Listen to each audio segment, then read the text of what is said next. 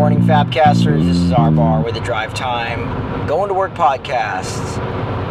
I enjoy how my friends and my family and listeners, FABcasters, get to join in on this journey. And I always pray that just sharing life, talking about life, sparks some sort of inspiration in people, that they can just be real and do life with other people and no longer hide and share what's really going on.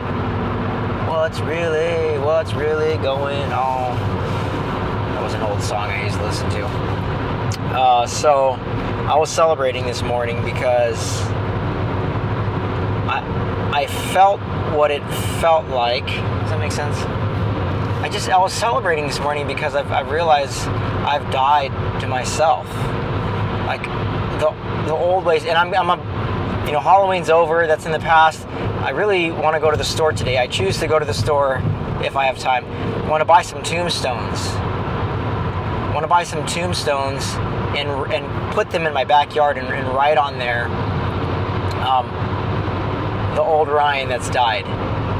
You know what I mean? Like, I'm gonna write on there, defending myself, thinking ill thoughts towards people, judging my spouse, draconian parenting, being mean, trash talking on other ministries, hiding behind theology, comfortable conversations instead of going deep, emotional insulation, emotional isolation, the love of money, bitterness, resentment, idolatry. I want to write all these things, slap it on that little tombstone, stake it put it in the ground, and celebrate my death every single day. So my wife and I had a disagreement this morning on something, and if this same disagreement happened about 3 or 5 years ago, I would have handled it completely different.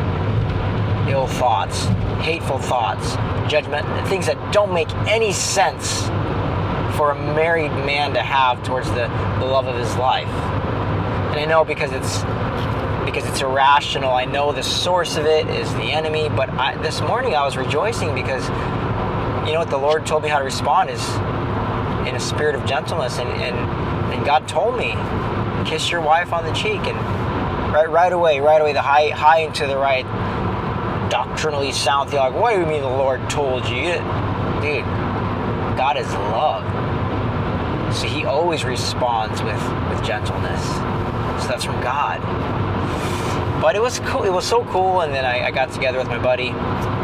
We surfed right after that, and I was just celebrating, like, bro, this is so cool that I have died to myself. The old things are gone. All things have become new. When Jesus Christ was crucified on the cross, I was crucified with Him, and I no longer live, but Christ lives in me. So this is good. Anything can happen. Anybody can say whatever they want to me, and you squeeze me and Jesus comes out, because Jesus is love, He's joy, He's peace, He's patience, He's kindness, He's goodness, He's faithfulness, He's gentleness, He's self-control. And it was good. It was so good. And then after that event happened, later on that day, my wife said, she said, thank you for speaking the truth in love. She said, you could have been a little bit nicer when you said it. And that's true. I will own that. But overall, we're just celebrating because God has brought us so far in the area of marital conflict. I realize that there never needs to be any conflict. It takes one person. It takes one person in any relationship to make peace, for there to be peace in it. And it takes two people to agree and handshake with the enemy to keep any fight going. And God's like, there is no battle, it's over. So I just want to share that because I think it's so easy. If you're a spouse and you're listening to this, and you've ever had ill thoughts towards your spouse, I mean evil, wicked thoughts towards your spouse, I want to propose this to you. I wonder if you've lost your identity, like who you really are. Because here's the progression here, okay? In order to humiliate someone and say something that embarrasses them, you would have first had to demonize them.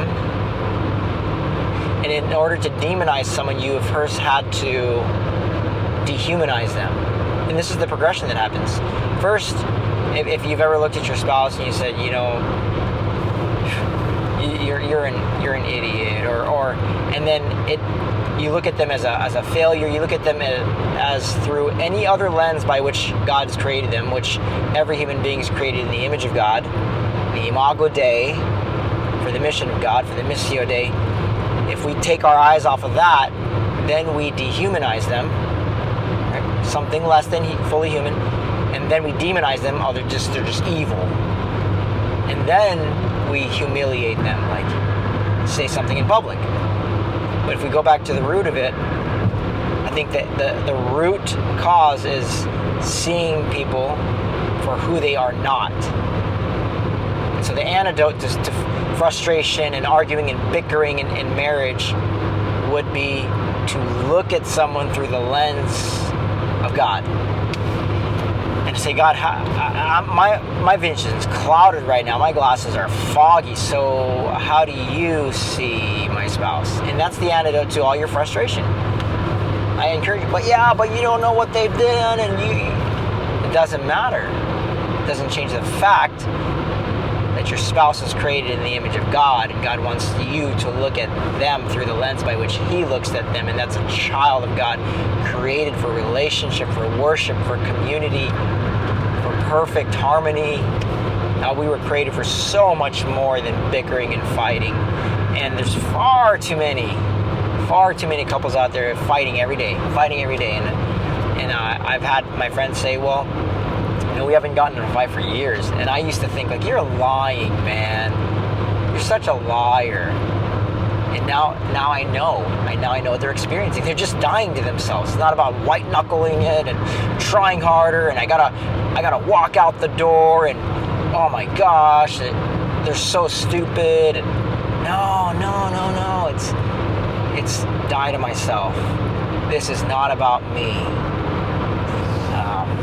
I read this quote. It was from an Acts 29 pastor, Asian guy. I don't remember anything other than that, but he said, you will never truly love your spouse if you secretly think they need Jesus more than you. And ponder that.